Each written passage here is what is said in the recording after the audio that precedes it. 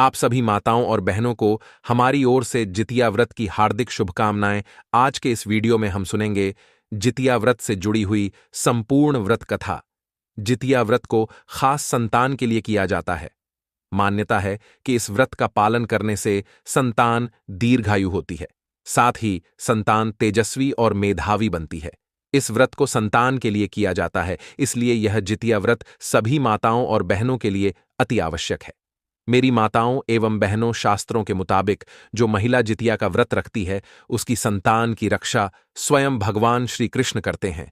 इसीलिए इस व्रत का कुछ खास ही महत्व माना गया है। जितिया व्रत को जीवित पुत्रिका व्रत के नाम से भी जाना जाता है। पूर्वांचल में मनाया जाने वाला जितिया पर्व बहुत ही महत्वपूर्ण माना गया है। शास्त्रों में इसका उल्लेख किया गया है। हिंदू धर्म की एक महान पौराणिक कथा के अनुसार जब महाभारत के युद्ध के दौरान अश्वत्थामा ने अभिमन्यु की पत्नी उत्तरा के गर्भ में पल रही संतान को मार दिया था, तब भगवान श्री कृष्ण ने अपनी शक्तियों से एक बार फिर से उसे जीवित कर दिया था। जन्म के बाद इस पुत्र का नाम जीवित पुत्रिका रखा गया। माना जाता है कि इसी के बाद से जितिया यानी कि जीवित पुत्रिका व्रत रखने की परंपरा शुरू हुई थी। हर साल जीवित पुत्रिका व्रत अश्विनी माह के कृष्ण पक्ष की अष्टमी तिथि के दिन रखा जाता है। इस दिन पितृपक्ष की अष्टमी तिथि का श्राद्ध भी किया जाता है। इस व्रत में भगवान श्री गणेश, माता पार्वती और शिवजी की पूजा की जाती है। वैसे तो इस व्रत की पूजा प्रदोष काल में की जाती है। अगर मेरी प्यारी माताएं व बहनें किसी कारणवश यह व्रत पहले करना चाहती हैं तो ध्यान रखें कि राहु काल का समय ना हो, तभी आप पूजा करें और पूरे सच्ची श्रद्धा भाव से कथा अवश्य सुने, क्योंकि व्रत कथा सुने बिना कोई भी व्रत पूर्ण नहीं माना जाता है और ना ही हमें उसका पुण्य फल मिलता है। तो चलिए मित्रों, जितिया व्रत के पीछे की एक महान कथा को सुनते हैं। चलो हम आपको भगवान गणेश जी की कहानी सुनाते हैं। बोलिए गणपति बप्पा मोरिया। एक बार गणेश जी महाराज एक सेठ के खेत में से जा रहे थे तो उन्होंने 12 दाने अनाज के उस खेत से तोड़ लिए। अचानक फिर गणेश जी के मन में ख्याल आया कि मैंने तो सेठ जी के यहां चोरी कर ली है, अब मुझे क्या करना चाहिए। अब वह पछतावा करने लगे और सोचने लगे कि मुझसे यह पाप तो हो ही गया है, अब मैं क्या करूं। तो सोचते सोचते गणेश जी ने कहा कि चलो मैं सेठ जी के घर पर 12 साल नौकरी पर रह जाता हूं, अब इससे मेरे पाप भी कम हो जाएंगे। यह सोचकर गणेश जी ने एक बालक का रूप धारण कर लिया और बालक का रूप धारण करके सेठ जी के घर चले गए। जब वह सेठ के घर पर पहुंचे तो वह सेठ जी से कहने लगे कि मुझे किसी भी काम पर रख लो, मुझे अपना पाप कम करना है। अब सेठ जी को एक छोटे से नौकर की जरूरत भी थी। अब उस सेठ ने बालक रूपी गणेश जी को काम पर रख लिया। एक दिन सेठानी जी राख से हाथ धो रही थी, तभी गणेश जी ने सेठानी जी का हाथ पकड़कर मिट्टी से धुला दिया। अब उस बालक की ऐसी उदंडता देखकर सेठानी सेठ जी के पास गई और बोली कि आपने ऐसा कौन सा नौकर रखा है, इसने नौकर होकर मेरा हाथ पकड़ लिया। अब उस सेठ ने गणेश जी को अपने पास में बुलाया और अपने पास बुलाकर सेठ जी ने कहा कि क्यों भाई, तूने ऐसा क्यों किया, तुमने सेठानी का हाथ क्यों पकड़ा। तब गणेश जी ने कहा कि मैंने तो उन्हें एक सीख की बात बताई है कि राख से हाथ धोने से घर की लक्ष्मी नाराज होकर चली जाती है और मिट्टी से हाथ धोया जाए तो माता लक्ष्मी लौटकर घर वापस आती है। अब तो सेठ जी ने कहा कि यह बालक तो सच कह रहा है, इसकी बातों में तो सच्चाई है। अब ऐसा करते करते कई दिन बीत गए।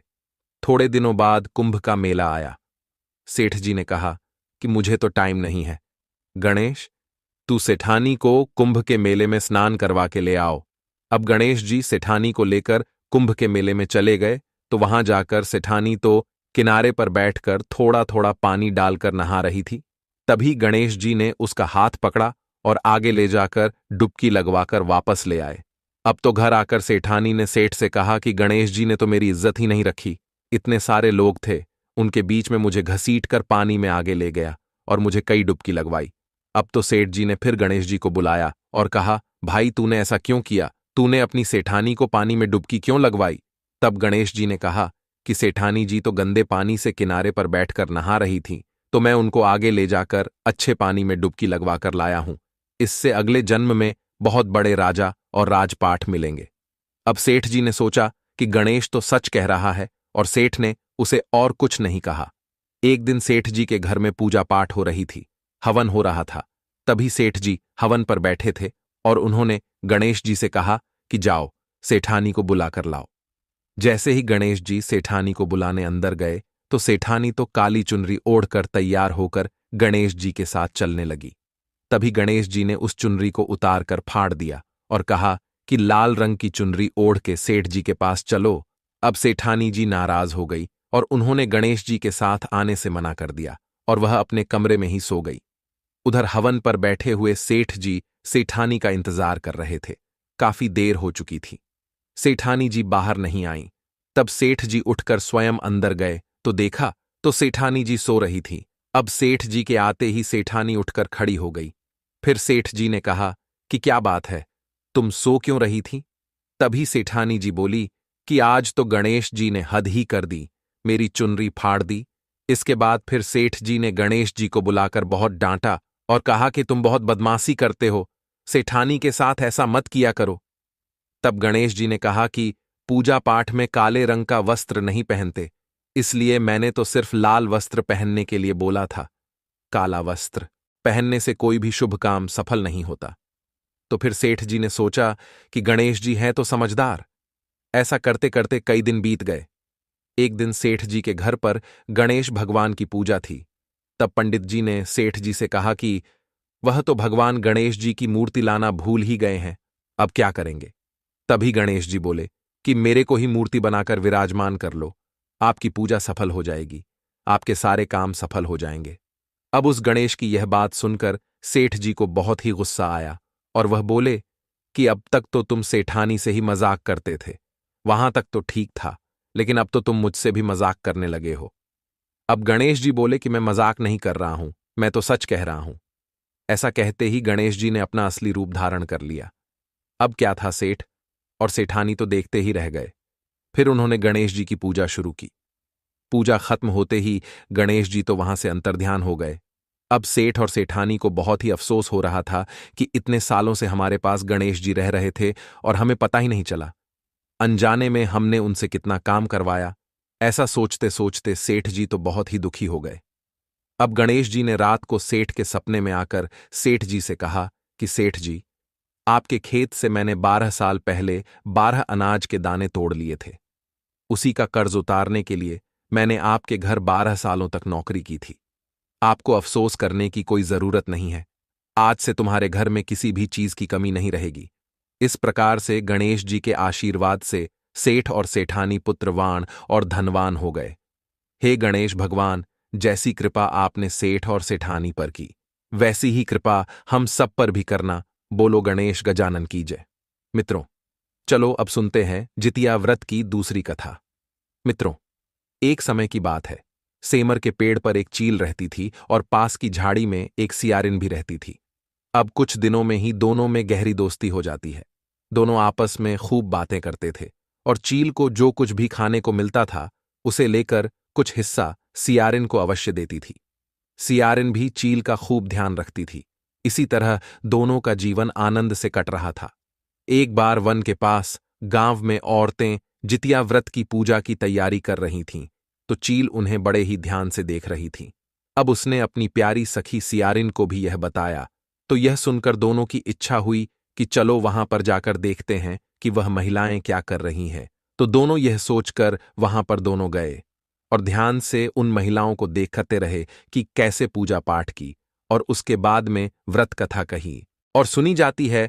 सारी पूजा पाठ को उन दोनों ने बड़ी ही गौर से श्रद्धापूर्वक देखा और सुना। बाद में उन दोनों ने निश्चय किया कि हम भी यह व्रत करेंगे। तो यह निश्चय करके सियारिन और चील ने व्रत रख लिया। बड़ी निष्ठा और लगन से दोनों ने व्रत रखा। दिन भर भूखे प्यासे मंगल कामना करते हुए सारा दिन गुजर गया, मगर रात होते ही सियारिन को बहुत तेज की भूख लग गई। जब उससे भूख बर्दाश्त नहीं हुई तो वह मांस और हड्डी खाने लगी। जैसे ही वह हड्डी चबा रही थी तो कड़कड़ की आवाज हुई। तो चील ने पूछा कि सियारिन, ये कड़कड़ की आवाज कहां से आ रही है? तो सियारिन ने कहा कि बहन, भूख के मारे मेरे पेट में गुड़गुड़ाहट हो रही है। लेकिन चील को पता चल गया कि वह हड्डियां खा रही थी। तब उसने सियारिन को खूब डांटा कि जब व्रत हो नहीं सकता था तो संकल्प क्यों लिया, और अगर व्रत का संकल्प ले लिया था तो एक दिन खाना नहीं खाती तो एक रात में क्या बिगड़ जाता। तो चील की बात सुनकर सियारिन लजा गई और चील से माफी मांगने लगी। अब व्रत तो भंग हो चुका था, माफी मांगने का क्या फायदा। लेकिन चील ने तो रात भर भूखे रहकर अपने व्रत को श्रद्धापूर्वक पूरा किया और फिर वह पूरी श्रद्धा से हर वर्ष जितिया व्रत को करती थी। दूसरे जन्म में दोनों ने ही मनुष्य रूप में राजकुमारी बनकर एक ही घर में जन्म लिया। सियारिन तो बड़ी बहन बनी और चील उसकी छोटी बहन बनी। समय के साथ दोनों बड़ी हो गई तो सियारिन की शादी एक राजकुमार से हो गई और जो छोटी बहन जो चील थी उसकी शादी राज्य के मंत्री पुत्र से हो गई। अब समय बीतने पर दोनों राजा और मंत्री बने। अब को सियारिन बनी। बड़ी बहन को जब भी बच्चा होता था तो उसकी मृत्यु हो जाती थी और उसकी छोटी बहन को बच्चा होता तो वह बहुत ही हट्टा कट्टा और तंदुरुस्त होता। अब बड़ी बहन बार बार अपने बच्चों को खोने के दुख से बहुत ही दुखी रहने लगी और साथ ही अपनी छोटी बहन से ईर्ष्या भी रखने लगी। एक बार उसने अपनी छोटी बहन के बच्चों के सर कटवाकर एक डिब्बे में बंद कर दिए और बहुत ही खुश हुई कि अब तो मेरे जैसे ही मेरी छोटी बहन भी हो गई है। लेकिन कुछ देर बाद वह क्या देखती है कि थोड़ी ही देर बाद में उसकी छोटी बहन के बच्चे माँ माँ करते हुए दौड़ते हुए आते हैं। तो यह देखकर वह आश्चर्यचकित हो उठती है और जाकर जिस डब्बे में उनके सर काटकर बंद किए थे वह उस डिब्बे को खोलकर देखती है तो आश्चर्यचकित हो उठती है, क्योंकि उस डिब्बों में बहन के बच्चों के सर नहीं बल्कि मिठाई पड़ी थी। अब तो उसने कई बार और उसके बच्चों को मरने के प्रयत्न किए कि उसके बहन के बच्चे मर जाएं, या तो उसके पति को मारने की कोशिश करती, पर वह कभी भी सफल नहीं हुई। समय बीतता गया। वह इस तरह की कोशिश करते करते हार चुकी थी। तो एक दिन उसने देखा कि उसकी छोटी बहन सज-धज कर पूजा की थाली लेकर कहीं जा रही थी। तो उसने पूछा कि बहन, तुम कहाँ जा रही हो? तब उसने बताया कि मेरा आज जितिया का व्रत है। अब अपनी छोटी बहन की बात को सुनकर उसकी बड़ी बहन बोली कि यह व्रत तुम क्यों रखती हो? इस व्रत को रखने से कौन सा फल मिलता है? तब वह बोली कि बहन, इस व्रत को करने से निसंतान को संतान की प्राप्ति होती है और जिनको संतान है उन्हें आरोग्य जीवन और लंबी उम्र का आशीर्वाद मिलता है। भगवान श्री कृष्ण उनके बच्चों की रक्षा करते हैं। इस तरह व्रत का महत्व बताते हुए वह अपनी बड़ी बहन से बोली कि बहन, मैं तो कहती हूं कि तुम भी जितिया व्रत करो, तुम्हारी गोद अवश्य हरी हो जाएगी। अब तो अपनी छोटी बहन के मुख से ऐसी बात सुनकर उसे अपनी भूल का आभास हो गया कि मेरी छोटी बहन मेरी सूनी गोद की परवाह करती है, मैं उसी की गोद को उजाड़ने पर तुली हूं। वह हाथ जोड़कर रोकर अपनी बहन से माफी मांगने लगी। अब उसकी छोटी बहन ने उसे माफ कर दिया और उसे अपने साथ पूजा करने के लिए ले गई और वहां जाकर जितिया व्रत की विधि विधान से पूजा की और व्रत रखवाया। व्रत कथा सुनी। व्रत के प्रभाव से रानी ने 9वें महीने में बहुत ही सुंदर पुत्र को जन्म दिया। फिर दोनों बहनें हंसी खुशी रहने लगीं और हर साल जितिया व्रत रखने लगी। मित्रों, चलो अब जितिया व्रत की तीसरी कथा को सुनते हैं। गंधर्व के राजकुमार का नाम जीमूत वाहन था। वे बड़े उदार और परोपकारी थे। जीमूत वाहन के पिता ने वृद्धावस्था में वाणपरस्त आश्रम में जाते समय इनको राज सिंहासन पर बैठाया, किंतु इनका मन राजपाट में बिल्कुल भी नहीं लगता था। तो अपने राज्य का भार अपने भाइयों पर छोड़कर स्वयं वन में अपने पिता की सेवा करने के लिए चले गए। एक दिन वन में जीमूत वाहन की मुलाकात मलव नामक राजकन्या से हुई और दोनों में प्रेम हो गया। एक दिन जब वन में दोनों घूम रहे थे तो जीमूत वाहन काफी आगे निकल गए। तब उन्हें एक वृद्ध महिला विलाप करते हुए दिखाई दी। अब तो इस तरह उसे रोते बिलखते देखकर जीमूत वाहन उसके पास गए और रोने का कारण पूछा। तो वृद्ध महिला ने रोते हुए बताया कि मैं नाग वंश की स्त्री हूं, मेरे इकलौता पुत्र है और पक्षीराज गरुड़ के प्रकोप से मुक्ति दिलाने के लिए नागों ने यह निर्णय लिया था कि रोजाना वह गरुड़ के पास एक नाग भेजते रहेंगे। तो आज मेरे पुत्र शंखचूड़ की बलि का दिन है। आज मेरे पुत्र का जीवन संकट में है और थोड़ी ही देर बाद मैं पुत्र विहीन हो जाऊंगी। एक स्त्री के लिए इससे बड़ा दुख क्या होगा कि उसके जीते जी उसका पुत्र ना रहे। तो इस तरह बताते हुए वह बूढ़ी औरत बुरी तरह से विलाप करने लगी। जीमूत वाहन को यह सुनकर बहुत ही दुख हुआ। तभी उन्होंने उस वृद्ध महिला को आश्वासन देते हुए कहा कि डरो मत, मैं तुम्हारे पुत्र के प्राणों की रक्षा अवश्य करूंगा। आज मैं उसके स्थान पर खुद को लाल कपड़े में ढककर वंदेशिला पर लेट जाऊंगा, ताकि गरुड़ मुझे खा जाए और तुम्हारा पुत्र बच जाए। इतना कहकर जीमूत वाहन ने शंखचूड़ के हाथ से लाल कपड़ा ले लिया और उसे स्वयं पर लपेटकर गरुड़ को बलि देने के लिए चुनी गई जो जगह थी वंद्यशिला, उस पर लेट गए।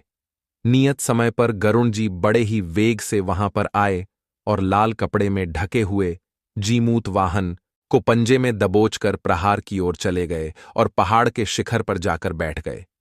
गरुड़ ने अपनी कठोर चोंच से उस पर पहाड़ किया। जीमूत वाहन के शरीर से बड़ा सा मांस का हिस्सा नोच लिया। इसकी पीड़ा से जीमूत वहन की आंखों से आंसू बह निकले और वह दर्द से कराहने लगे। अपने पंजे में जकड़े प्राणी की आंखों में आंसू और मुंह से कराह सुनकर गरुड़ बड़े ही आश्चर्य में पड़ गए, क्योंकि ऐसा पहले कभी नहीं हुआ था। तो उन्होंने जीमूत वाहन से उनका परिचय पूछा। तो जीमूत वाहन ने अपना सारा किस्सा कह सुनाया और साथ ही यह भी बताया कि एक स्त्री के पुत्र की रक्षा के लिए मैं अपने प्राणों की बलि देने के लिए आया हूं। आप मुझे खाकर अपनी भूख शांत करें। यह सुनकर गरुड़ उनकी बहादुरी और दूसरे की प्राण रक्षा के लिए स्वयं का बलिदान देने की हिम्मत से बहुत ही प्रभावित हुए। उन्हें स्वयं पर पछतावा होने लगा और वह सोचने लगे कि एक मनुष्य है जो दूसरे के पुत्र की रक्षा के लिए स्वयं बलि दे रहा है, और एक मैं हूं जो देवों के संरक्षण में हूं, किंतु दूसरों की संतान की बलि ले रहा हूं। उन्होंने जीमूत वाहन को तुरंत मुक्त कर दिया और कहने लगे कि हे उत्तम मनुष्यों में तुम्हारी भावना और त्याग से मैं बहुत ही प्रसन्न हूं। मैंने तुम्हारे शरीर पर जो घाव किए हैं, मैं उन्हें तुरंत ठीक कर देता हूं। तुम अपनी प्रसन्नता के लिए मुझसे कोई वरदान मांग सकते हो। तो गरुड़ की यह बात सुनकर राजा जीमूत वाहन ने कहा कि हे पक्षीराज, आप तो सर्वसमर्थ हैं। यदि आप प्रसन्न हैं और वरदान देना चाहते हैं तो आप सर्पों को अपना आहार बनाना छोड़ दें। आपने अब तक जितने भी प्राण लिए हैं उनको जीवन दान प्रदान करें। तो गरुड़ ने सबको जीवन दान दे दिया और नागों की बलि ना लेने का वरदान भी दिया। इस प्रकार जीमूत वाहन के साहस से नाग जाति की रक्षा हुई। गरुड़ ने कहा, तुम्हारी जैसी इच्छा वैसा ही होगा। हे राजा, जो स्त्री तुम्हारे इस बलिदान की कथा सुनेगी और विधिवत पूर्वक व्रत का पालन करेगी, उसकी संतान मृत्यु के मुख से भी निकल आएगी। तभी से पुत्र की रक्षा हेतु जीमूत वाहन की पूजा की प्रथा शुरू हो गई। यह कथा माना जाता है कि कैलाश पर्वत पर भगवान शंकर ने माता पार्वती को सुनाई थी। जीवित पुत्रिका के दिन भगवान श्री गणेश, माता पार्वती जी और शिव जी की पूजा ध्यान के बाद में व्रत कथा अवश्य सुननी चाहिए। मित्रों, अब हम सुनेंगे जितिया व्रत की तीसरी कथा। यह कथा महाभारत काल से जुड़ी हुई है। जब महाभारत का युद्ध हुआ था, उसके बाद में अपने पिता की मृत्यु के बाद में अश्वत्थामा बहुत ही नाराज थे और उनके अंदर बदले की आग जल रही थी। बदला लेने के लिए अश्वत्थामा ने पांडवों के शिविर में घुसकर वहां पर 5 सोए हुए लोगों को पांडव समझकर मार दिया, लेकिन वे सभी द्रौपदी की 5 संतानें थीं। उसके इस अपराध के कारण अर्जुन ने उसे बंदी बना लिया और उसकी दिव्य मणि भी छीन ली, जिसके फलस्वरूप अश्वत्थामा ने उत्तरा की अजन्मी संतान को गर्भ में मारने के लिए ब्रह्मास्त्र का उपयोग किया, जिसे निष्फल करना नामुमकिन था। उत्तरा की संतान का जन्म लेना भी बहुत ही जरूरी था। ब्रह्मास्त्र के प्रयोग से उत्तरा का पुत्र उसकी कोख में ही मर गया। इसीलिए भगवान श्री कृष्ण ने अपने सभी पुण्यों का फल उत्तरा की अजन्मी संतान को देकर उसको गर्भ में ही पुनः जीवित कर दिया। गर्भ में मरकर जीवित होने के कारण उसका नाम जीवित पुत्री का पड़ा और आगे जाकर यही राजा परीक्षित बना। तभी से इस व्रत को बड़ी ही श्रद्धापूर्वक किया जाता है। मित्रों, चलो अब हम सुनते हैं जितिया व्रत में श्री कृष्ण अवतार की कथा। एक गांव में कर्माबाई नाम की एक महिला रहती थी। वह महिला भगवान जगन्नाथपुरी की भक्ति में खोई रहती थी। वह भगवान जगन्नाथ की अनन्य भक्त थी, भगवान श्री कृष्ण की परम उपासक। ठाकुर जी के बाल रूप से रोजाना वह ऐसे बातें करती थीं जैसे ठाकुर जी उनके पुत्र हों और उनके घर में वास करते हों। एक दिन कर्माबाई की इच्छा हुई कि ठाकुर जी को फल मेवे की जगह कुछ अपने हाथों से बना हुआ खिलाऊं, तो उन्होंने जगन्नाथ प्रभु को अपनी इच्छा बतलाई और कहा कि मैं आज मेरे हाथों से बनाया हुआ तुम्हें कुछ भोग लगाना चाहती हूं, इसीलिए मुझे बताओ कि मैं तुम्हें क्या खिलाऊं। यह मेरी दिली इच्छा है। तो भगवान तो भक्तों के लिए सर्वथा प्रस्तुत ही होते हैं। उन्होंने तुरंत ही अपना रूप एक बच्चे में बदला और बोले कि मां, जो भी आपने बनाया हो वही खिला दो। आज तो बहुत जोरों की भूख लगी है, और कुछ मत बनाना, क्योंकि मुझे बहुत जोरों की भूख लगी है। मुझसे इंतजार नहीं होगा। अब जल्दी करो, जो भी बनाया है जल्दी से ले आओ। इतना सुनते ही कर्माबाई तो बहुत ही खुश हुई। उसने उस दिन खिचड़ी बनाई थी, तो उसने ठाकुर जी को खिचड़ी खाने को दे दी। अब परम प्रभु ने बड़े ही चाव से खिचड़ी खाई, और कर्माबाई यह सोचकर भगवान को पंखे से हवा देने लगी कि कहीं गर्म खिचड़ी से मेरे ठाकुर जी का मुंह न जल जाए। संसार को अपने मुख में समाने वाले भगवान को कर्माबाई एक माता की तरह पंखे से हवा डाल रही थी, और भगवान जगन्नाथ भक्त की भावना में भाव विभोर होकर जल्दी जल्दी खिचड़ी खा रहे थे। सारी खिचड़ी खत्म करके भगवान जी ने कहा कि मां, मुझे आज तो खिचड़ी बहुत अच्छी लगी। आप ऐसा करना, आप रोजाना मेरे लिए खिचड़ी ही बनाना, मैं तो रोज यहीं आकर खा जाया करूंगा। अब भगवान की इस बात को सुनकर कर्माबाई की खुशी का कोई भी ठिकाना नहीं रहा। अब तो रोजाना कर्माबाई रोज सुबह जल्दी उठती और सबसे पहले खिचड़ी बनाती, बाकी सब कुछ बाद में करती। भगवान जी भी सुबह सवेरे दौड़े दौड़े आते और आते ही कहते, मां, जल्दी से मेरी प्रिय खिचड़ी लाओ। बस इतना कहते ही कर्माबाई जल्दी से खिचड़ी ले आती और भगवान जी को बड़े प्रेम से खिचड़ी खिलाती, और भगवान जी खिचड़ी खाने के बाद रोजाना तारीफ करते हुए चले जाते। अब प्रतिदिन दोनों का यही कर्म बन गया। भगवान सुबह सुबह आते, भोग लगाते, मां की तारीफ करते और फिर चले जाते।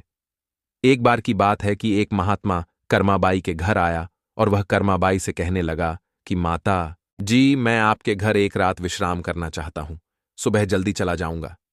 तो कर्माबाई ने कहा, हमें कोई परेशानी नहीं है। प्रभु ठीक है, हाथ मुंह धो लो और भोजन करो और सुबह चले जाना। तब महात्मा जी की कर्माबाई ने बड़े ही श्रद्धा भाव से सेवा की है। वो कर्माबाई की अतिथि सेवा भक्ति देखकर बहुत ही प्रसन्न हुए। लेकिन यह क्या, जब सुबह महात्मा जी उठे तो देखा कि कर्माबाई सुबह जल्दी जल्दी उठकर सबसे पहले खिचड़ी बना रही है। अब तो महात्मा जी नाराज हो गए और कहने लगे कि माता जी, आप यह क्या कर रही हैं? बिना नहाई धोए रसोई घर में घुस गई हो और आप भोजन बना रही हो। यह सही नहीं है। एक महिला को बिना नहाए धोए रसोई में कभी भी प्रवेश नहीं करना चाहिए।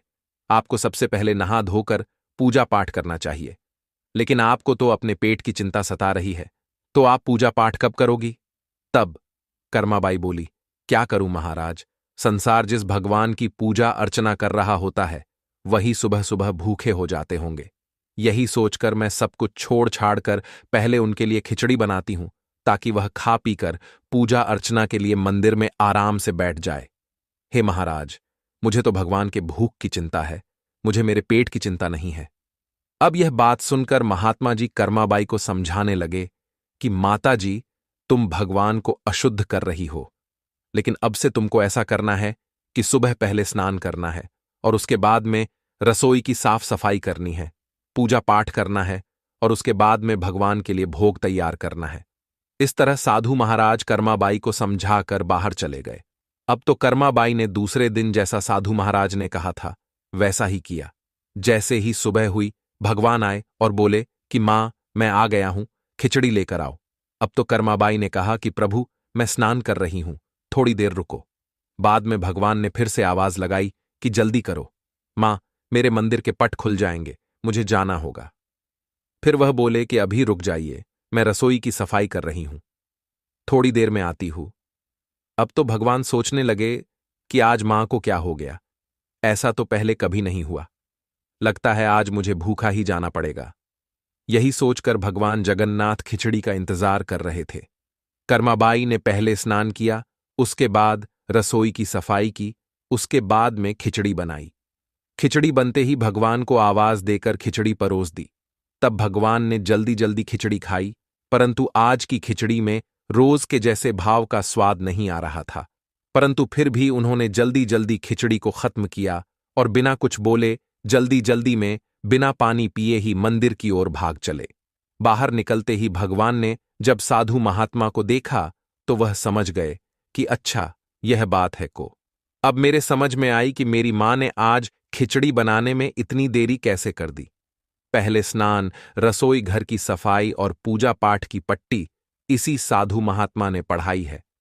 यह सब कुछ सोचते हुए भगवान जी जल्दी से जाकर मंदिर में बैठ गए। पूजा पाठ का टाइम हो चुका था।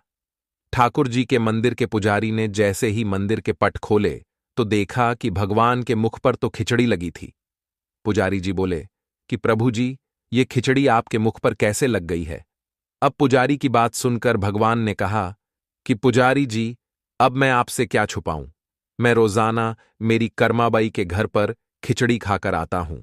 रोजाना तो जब मैं कर्माबाई के घर जाता था तो मुझे खिचड़ी बनी हुई तैयार मिलती थी, लेकिन आज मैं खिचड़ी खाने के लिए गया तो मां ने कहा कि पहले मैं स्नान करूंगी, उसके बाद रसोई की सफाई करूंगी, पूजा पाठ करूंगी, उसके बाद मैं खिचड़ी बनाऊंगी। तो मेरी मां ने इतने सारे काम करके उसके बाद में खिचड़ी बनाई और मैं वहां पर बैठा इंतजार कर रहा। इसी वजह से मुझे देरी हो गई और मैंने जल्दी जल्दी खिचड़ी खाई और बिना मुंह धोए जल्दी से मंदिर में आ गया। आप मेरे लिए एक काम करो, उस गांव में जाओ, वह साधु महात्मा अभी तक वहीं पर रुका हुआ है, उसको समझाओ उसने मेरी मां को ऐसी गलत पट्टी कैसे पढ़ाई है। कर्माबाई मेरी मां है। एक मां को अपने बच्चे को खाना खिलाने से पहले स्नान करने की कोई भी जरूरत नहीं होती। तो आप महात्मा को जाकर कहो कि आपने एक मां को अपने बेटे के लिए ऐसी गलत पट्टी कैसे पढ़ाई। तो भगवान जी के कहे अनुसार पुजारी जी उस गांव में गए और जाकर महात्मा जी से सारी बातें कहीं कि भगवान तो भाव के भूखे हैं और यह कर्माबाई, ये तो भगवान जी की मां है।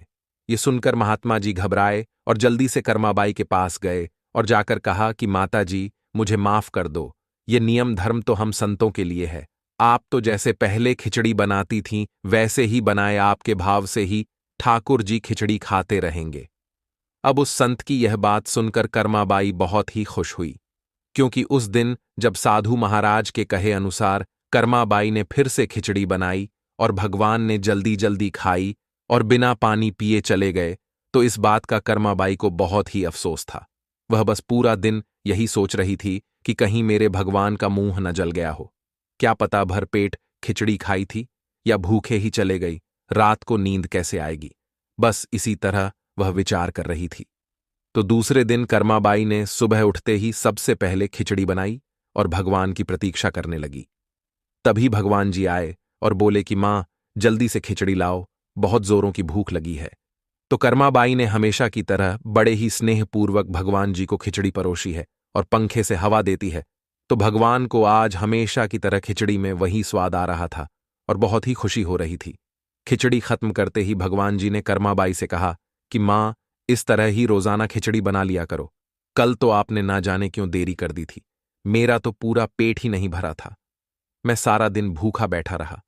मुझे आपकी बनाई यह खिचड़ी बहुत ही स्वादिष्ट लगती है। आप मेरी मां हो, आपको पूजा पाठ करने की या स्नान करने की, रसोई साफ करने की क्या जरूरत है। क्या कभी एक बेटे को खाना खिलाने के लिए मां को स्नान करना पड़ता है? ऐसा आगे से कभी मत करना। तो यह सुनकर कर्माबाई की आंखों में खुशी के आंसू छलक आए और वह बोली कि बेटा, मैं आगे से ऐसा कुछ भी नहीं करूंगी जिसकी वजह से तुम्हें भूखे ही भागना पड़े। तो इस तरह मां बेटे का कर्म फिर से चलने लगा। चलते चलते सालों बीत गए। फिर एक दिन ऐसा आया कि कर्माबाई के प्राण छूट गए। उस दिन पुजारी जी ने जैसे ही मंदिर के पट खोले तो देखा कि भगवान जी की आंखों में आंसू हैं और वह रो रहे हैं। तो पुजारी जी ने भगवान जी से रोने का कारण पूछा।